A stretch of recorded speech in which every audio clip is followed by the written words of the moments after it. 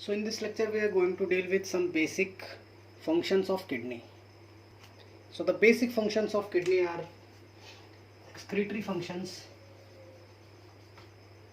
some regulatory functions, some endocrine functions and also some metabolic functions. Basic चार function होते हैं kidney के, that is excretory, regulatory, endocrine और metabolic functions. ठीक है. एक्सक्रीटरी फंक्शन मतलब ये जिन चीज़ों का एक्सक्रीशन करता है, like toxins, like metabolic waste, like drugs. ठीक. रेगुलेटरी फंक्शन में जिन चीज़ों का रेगुलेशन करता है, like water,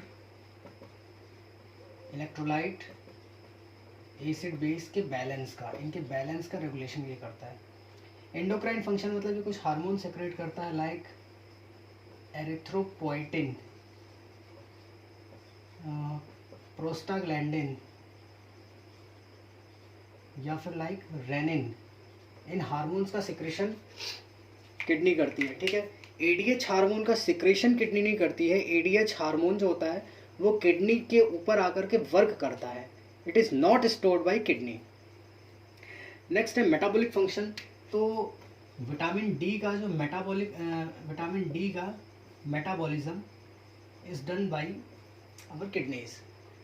now we are going to deal with some detailed functions, like drugs का आखिर किस तरह से एक्सक्रीशन करता है, मेटाबॉलिक वेस्ट क्या होते हैं, वाटर, इलेक्ट्रोलाइट और एसिड बेस, इनका अलग ही टॉपिक आएगा. ये बहुत बड़े टॉपिक्स हैं, इनका अलग से ही 2 या 3 लेक्चर सीरीज बन जाएंगी पूरी, इतने बड़े कॉन्सेप्ट्स हैं. एरिथ्रोपोइटिन का कैसे करता है सिक्रेशन, रेनिन का क्या काम होता है, इन सब के बारे में हम डिटेल में पढ़ेंगे. विटामिन डी की सिंथेसिस कैसे होती है, तो अब हम इसकी डिटेल स्टडी में जाते हैं. लाइक फर्स्ट फंक्शन हमारा, तो एक्सक्रीटरी फंक्शन में सबसे पहले हम बात करेंगे मेटाबॉलिक वेस्ट की. मेटाबॉलिक वेस्ट क्या होते हैं? मेटाबॉलिक वेस्ट होते हैं लाइक यूरिया या फिर क्रिएटिनिन. ठीक. ये मेटाबॉलिक वेस्ट होते हैं. अभी अगर कोई रीनल फंक्शन टेस्ट हो तो उसमें एक क्राइटेरिया होता है. ठीक है. तो हम कौन से क्राइटेरिया को देखेंगे कि वो बेस्ट है, हमें डिफाइन करने के लिए कि there is pathology in renal tissues, kidney में कोई प्रॉब्लम है, उस चीज़ को डिफाइन करने के लिए हमें कौन से क्राइटेरिया बेस्ट समझना चाहिए. मतलब हमें उसका यूरिया लेवल देखना चाहिए या फिर हमें उसका क्रिएटिनिन लेवल देखना चाहिए. अगर एक ऐसा डाउट है हमारे पास कि एक रिपोर्ट आई है और उसमें अगर यूरिया का लेवल में कुछ चेंजेस हैं, सपोज एक रिपोर्ट आई किडनी की और उसमें यूरिया के लेवल में कुछ चेंजेस हैं, तो हमें क्या सोचना चाहिए. और अगर क्रिएटिनिन के लेवल में चेंज है तो हमें क्या सोचना चाहिए. और अगर दोनों के लेवल में चेंज है तो क्या सोचना चाहिए. सबसे पहली बात, अगर दोनों लेवल में चेंजेस हैं तो there is absolute renal problem. Okay. Second, अगर क्रिएटिनिन के लेवल में चेंज है तो हमें 100% श्योर रहना चाहिए कि there is renal problem. But अगर सिर्फ यूरिया के लेवल में चेंज है तो हमें नहीं सोचना चाहिए कि इसकी किडनी में ही प्रॉब्लम हो सकती है. हमें थोड़े और लॉन्ग मतलब ब्रॉड क्राइटेरिया पर हमें सोचना है. क्यों? क्योंकि यूरिया का जो लेवल होता है, अगर एक पर्सन को वाटर लॉस हो रहा है, मीन्स एक वॉमिटिंग हुई है किसी पर्सन को, किसी को डायरिया हुआ है, किसी को स्वेटिंग हुई है एक्सेसिव, ठीक, या फिर कोई पॉली यूरिया से परेशान है, ऐसे पेशेंट्स में यूरिया का लेवल बढ़ा हुआ दिखता है. तो यहाँ पर किसी भी तरह से किडनी में कोई प्रॉब्लम नहीं है बट फिर भी यूरिया का लेवल बढ़ा हुआ है. ठीक है. तो हमें यूरिया के लेवल पर डिपेंड नहीं रहना है हमेशा. नेक्स्ट एक और कॉन्सेप्ट क्या होता है कि यूरिया क्या है. Urea is an amino acid. जब अमीनो एसिड ब्रेक होता है तो यूरिया बनता है. ठीक. अमीनो एसिड कहाँ से आता है? प्रोटीन से. अब सपोज एक रात पहले किसी इंसान ने बहुत सारा चिकन खाया, चिकन में प्रोटीन होता है, नॉर्मल है, उसने बहुत सारा चिकन खाया. नेक्स्ट डे उसने अपना जाकर के ब्लड एग्जामिनेशन करवाया और उसको यूरिया का लेवल बहुत ज़्यादा मिला. सॉरी, यूरिन एग्जामिनेशन करवाया तो उसमें यूरिया का लेवल बहुत हाई मिला. इसका मतलब, और क्रिएटिनिन का नॉर्मल है, तो डॉक्टर को ये नहीं सोचना है कि उसकी किडनी में कोई प्रॉब्लम है. ओके. ये कॉन्सेप्ट था. Now we are going to deal with excretory function में एक फंक्शन था ड्रग्स का, that is absorption of drugs. तो हम उस फंक्शन को डील करते हैं, ड्रग्स के एब्जॉर्प्शन को, कि किस तरह से बॉडी में ड्रग्स का एब्जॉर्प्शन होता है. सो ड्रग्स के एब्जॉर्प्शन को समझने से पहले हमें यहाँ पर थोड़े से बेसिक कॉन्सेप्ट्स को समझना है कि जितनी भी ड्रग्स हम ओरली लेते हैं, मुंह से हम जितनी भी ड्रग्स लेते हैं, that are mostly lipid soluble. कैसी होती हैं वो? लिपिड सॉल्युबल होती हैं। लिपिड सॉल्युबल इसलिए होती हैं क्योंकि जितने भी लिपिड सॉल्युबल कंपाउंड्स होते हैं वो सब हमारी बॉडी की जितनी भी बायोलॉजिकल मेम्ब्रेन्स हैं उनको बहुत ही ईजिली क्रॉस कर लेते हैं। पैसिव ट्रांसपोर्ट रहता है मीन्स, ठीक है। बायोलॉजिकल मेम्ब्रेन्स क्या होती हैं? बायोलॉजिकल मेम्ब्रेन्स होती हैं लाइक अपना ब्लड ब्रेन बैरियर, या फिर जितनी भी एंडोथेलियल टिश्यूज़ होती हैं वो हमारी बायोलॉजिकल मेम्ब्रेन्स होती है। प्लेसेंटल बैरियर हमारा बायोलॉजिकल मेम्ब्रेन है। तो इन सबको ईजिली क्रॉस कर लेते हैं लिपिड सॉल्युबल ड्रग्स या फिर लिपिड सॉल्युबल सब्सटेंसेस। यही एक रीज़न है कि जितनी भी ड्रग्स होती हैं वो लिपिड सॉल्युबल होती हैं। क्या होता है यहाँ पर, ये हमने एक डायग्राम बनाया है। इसमें ये अपना हार्ट है यहाँ पर, और ये हमारा जनरल बॉडी सर्कुलेशन है, ठीक। ये हमारा लीवर है, this is stomach and this is nephron, ठीक। सबसे पहले क्या होता है, हमने ड्रग को खाया, ड्रग इंजेस्ट हुआ, और ड्रग कहाँ पर आता है? माउथ के थ्रू आता है, इसोफेगस के थ्रू स्टमक में। स्टमक के बाद ये आता है एंडोथेलियल लाइनिंग्स में यहाँ पर, ठीक। इन एंडोथेलियल लाइनिंग्स थ्रू होता है इस ड्रग का एब्जॉर्प्शन। ये ड्रग एब्जॉर्ब होकर के through portal system, hepato portal system के थ्रू ये ड्रग जाती है लीवर में, ओके। लीवर में जाने के बाद लीवर के पास से क्या क्रॉस होता है? Inferior vena cava. ये ड्रग जाती है सीधे इन्फीरियर वेना केवा में। इन्फीरियर वेना केवा से डायरेक्टली ये पंप आउट होती है ऐसे नोड ऑफ हार्ट। हार्ट में जाने के बाद ये ड्रग कहाँ आ चुकी है? जनरल बॉडी सर्कुलेशन में, ठीक। जैसे ही ये जनरल बॉडी सर्कुलेशन में आ जाती है ड्रग, तुरंत ये जाती है अपने टारगेट सेल पर, क्योंकि ये ड्रग लिपिड सॉल्युबल है इसलिए ये जाती है टारगेट सेल पर। So these are some target cells. ये जा रही है ड्रग यहाँ पर टारगेट सेल्स पर। इनमें जिनमें पैथोलॉजी है वहाँ पर ड्रग गई, उसने अपना एक्शन यहाँ पर परफॉर्म किया। अब क्या होता है, अब यहाँ पर तो ड्रग ने एक्शन परफॉर्म कर दिया है, ठीक। और ये ड्रग है क्या? Lipid soluble. और मैंने बताया लिपिड सॉल्युबल बायोलॉजिकल मेम्ब्रेन्स को ईजिली क्रॉस कर लेता है। एक्शन परफॉर्म होने के बाद काम आता है इसके एक्सक्रीशन का, ठीक। अब ये एक्सक्रीट कैसे हो? सबसे बड़ी दिक्कत एक्सक्रीशन के लिए।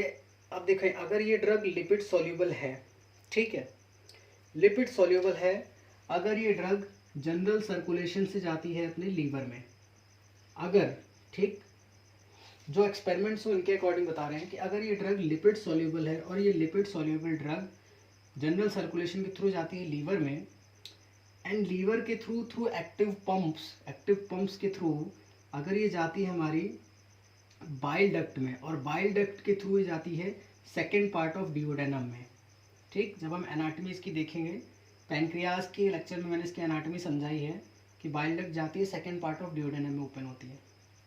सेकेंड पार्ट ऑफ डिओडेनम में जाने के बाद, अभी क्योंकि सेकेंड पार्ट ऑफ डिओडेनम भी मेड ऑफ एपिथेलियल सेल्स है, ठीक। और ये ड्रग कैसी है? हाईली लिपिड सॉल्युबल है अभी। तो जितने भी लिपिड सॉल्युबल सब्सटेंस होते हैं वो बायोलॉजिकल मेम्ब्रेन्स को ईजिली क्रॉस कर लेते हैं। ये कॉन्सेप्ट याद रख लो। जैसे ये ड्रग यहाँ पर आती है तो ये है लिपिड सॉल्युबल एंडोथेलियल सेल्स, इनके थ्रू फर्दर ड्रग का हो जाता है एब्जॉर्प्शन, ठीक। और फिर से ड्रग कहाँ जाती है? सर्कुलेशन में चली जाती है। तो यहाँ पर ड्रग का एक्सक्रीशन हो नहीं पाया। पहला जो मेन एक्सक्रीटरी सिस्टम था, दैट इज हिपैटिक सिस्टम, जिसके थ्रू मेन एक्सक्रीशन होता है, उसने तो क्या किया, ड्रग को बाउंस बैक अंदर कर दिया सर्कुलेशन में। अभी अपना दूसरा सहारा क्या बचा? दूसरा सहारा बचा हमारा किडनी का सिस्टम, ठीक। किडनी क्या होता है? किडनी मैंने बताया था, नेफ्रॉन के लेक्चर में मैंने बताया है कि the basic unit of kidney are uriniferous tubules, that is nephrons are these, and these are made up of specialized epithelial cells, ठीक। यहाँ पर भी क्या होगा, जैसे ही ड्रग आएगा, ड्रग के आते ही स्पेशलाइज्ड एपिथेलियल सेल्स प्रेजेंट होते हैं, इनके थ्रू ड्रग का एब्जॉर्प्शन होगा, और एब्जॉर्प्शन के थ्रू ये वापस सर्कुलेशन में चले जाएंगे। यहाँ से भी एक्सक्रीशन का प्रोसेस फेल हो गया। मीन्स एक ड्रग को जो दो बेसिक पाथवे थे जहाँ से उसको एक्सक्रीट होना था, वहाँ से वो नहीं हो पा रहे हैं। क्यों? क्योंकि these drugs are lipid soluble. अभी इनके एक्सक्रीशन के लिए हमें क्या करना है? इनके एक्सक्रीशन के लिए हमें, क्योंकि ये लिपिड सॉल्यूबल हैं, तो इन लिपिड, और मैंने कॉन्सेप्ट बताया था पहले कि all the water soluble components are easily transferred through kidney. जितने भी वाटर सॉल्यूबल सब्सटेंसेस होते हैं वो किडनी में आसानी से ट्रांसफ़र होकर के यूरिन के थ्रू निकल जाते हैं। तो अगर ये lipid soluble compound water soluble बन जाए तो ईजिली ये मतलब बॉडी से एक्सक्रीट आउट हो जाएगा। सो अब इस बॉडी को, अपनी बॉडी को क्या काम करना है, इस लिपिड सॉल्यूबल सब्सटेंस को वाटर सॉल्यूबल करना है। ठीक है, वाटर सॉल्यूबल कैसे करेंगे? वाटर सॉल्यूबल करेंगे अगर एक लिपिड सॉल्यूबल ये सब्सटेंस है, ठीक, ये एक लिपिड सॉल्यूबल सब्सटेंस है, समझ लो। इस लिपिड सॉल्यूबल सब्सटेंस में अगर हम एक हाईली चार्ज मॉलिक्यूल ऐड कर दें, इस लिपिड सॉल्यूबल सब्सटेंस में अगर हम एक हाईली चार्ज मॉलिक्यूल, ये हाईली चार्ज मॉलिक्यूल है, हमने इसको यहाँ पर ऐड कर दिया, तो ये बन जाता है वाटर सॉल्यूबल। ठीक, हाईली चार्ज मॉलिक्यूल्स क्या होते हैं? हाईली चार्ज मॉलिक्यूल्स होते हैं लाइक ग्लूकुरोनिक एसिड्स। इनकी डिटेल्ड स्टडी फार्मेकोलॉजी लेक्चर्स में आती है। तो इसको बोलते हैं कंजुगेशन रिएक्शन। कंजुगेशन मीन्स एक चीज़ में दूसरी चीज़ कंजुगेट हो रही है, इसको बोलते हैं कंजुगेशन रिएक्शन। ठीक, तो हमने क्या बताया, अगर लिपिड सॉल्यूबल सब्सटेंस है उसको हमें वाटर सॉल्यूबल में कन्वर्ट करना है तो हम उसमें एक हाईली चार्ज्ड मॉलिक्यूल को ऐड कर दें, जैसे ग्लूकुरोनिक एसिड, तो ये कन्वर्ट हो जाता है वाटर सॉल्यूबल में। अभी अगर ये वाटर सॉल्यूबल कंपाउंड सर्कुलेशन में प्रेजेंट है, ठीक, ये काम होता है बेसिकली लीवर में। लीवर के थ्रू ये सब्सटेंस जाता है सर्कुलेशन में, सर्कुलेशन से जाने के बाद जाएगा किडनीज में। ठीक, यहाँ से भी थोड़ा सा ही पार्ट एक्सक्रीट आउट होता है, पर मोस्टली जो वाटर सॉल्यूबल पार्ट होता है वो किडनी के थ्रू एक्सक्रीट होता है। किडनी में जाने के बाद आसानी से एक्सक्रीट आउट हो जाएगा in the form of urine. तो पहला तो था कंजुगेशन रिएक्शन। ठीक, दूसरा काम हम एक और कर सकते हैं, दूसरा method, that is bio transformation reaction. उसमें क्या होता है कि एक ये है, एक सब्सटेंस है, ठीक, अगर इस सब्सटेंस से हम हाईली चार्ज मॉलिक्यूल को एक्सक्रीट आउट कर ले, ये अगर हाईली चार्ज मॉलिक्यूल है, हम इस हाईली चार्ज मॉलिक्यूल को एक्सक्रीट आउट कर लें, ठीक, वहाँ पर हमने हाईली चार्ज मॉलिक्यूल को ऐड किया था, यहाँ पर हाईली चार्ज कंपोनेंट को हम एक्सक्रीट आउट कर रहे हैं। अगर एक्सक्रीट आउट कर लिए तो ये हो जाता है water soluble, this becomes water soluble. जितना पार्ट बच रहा है ना, ये वाटर सॉल्यूबल हो जाता है। ठीक, इसको बोलते हैं बायो ट्रांसफॉर्मेशन रिएक्शन। तो बॉडी दो तरह से लिपिड सॉल्यूबल सब्सटेंस को वाटर सॉल्यूबल में कन्वर्ट करती है, और इस तरह से हमारी बॉडी से ड्रग्स का एक्सक्रीशन होता है। सो किडनी का यहाँ पर बहुत ही इंपॉर्टेंट रोल होता है। ओके, एक्सक्रीटरी फंक्शन के बाद नेक्स्ट फंक्शन अपना आता है, दैट इज रेगुलेटरी फंक्शन। तो रेगुलेटरी फंक्शंस की जितने भी फंक्शंस हैं, इनका हम डिटेल्ड स्टडी अलग लेक्चर में करेंगे, पर यहाँ जनरली हम समझ लेते हैं। तीन होते हैं basically, water balance, electrolyte imbalance और एसिड बेस बैलेंस। इनमें हेल्प करती है किडनीज। ठीक है, इलेक्ट्रोलाइट इम्बैलेंस में बेसिकली इलेक्ट्रोलाइट्स कौन से आते हैं? Sodium, potassium, chlorine, bicarbonate and calcium ions वगैरह बेसिकली आते हैं। तो नॉर्मल, हमें इनके नॉर्मल लेवल्स को याद रखना बहुत ज़रूरी है, क्योंकि रिपोर्ट्स में हमारे लेवल्स आते हैं। तो अगर उन लेवल में कुछ चेंज है तो वो हमें पता होना चाहिए कि नॉर्मल क्या होता है और चेंज में पैथोलॉजी में क्या होगा। सो सोडियम का बेसिक लेवल होता है बॉडी में 140 मिलीमोल पर लीटर।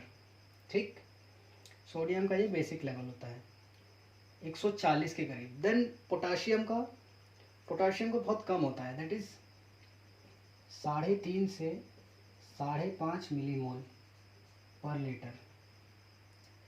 क्लोराइड आयन का अप्रॉक्सीमेटली 100 मिलीमोल, वैसे तो माना जाता है 90, ठीक है, पर थ्योरेटिकली हम लिखते हैं, मतलब ऐसे प्रैक्टिकली मोस्ट लोगों में 90 पाया गया, पर थ्योरेटिकली लिखते हैं तो उसको 100 लिखते हैं।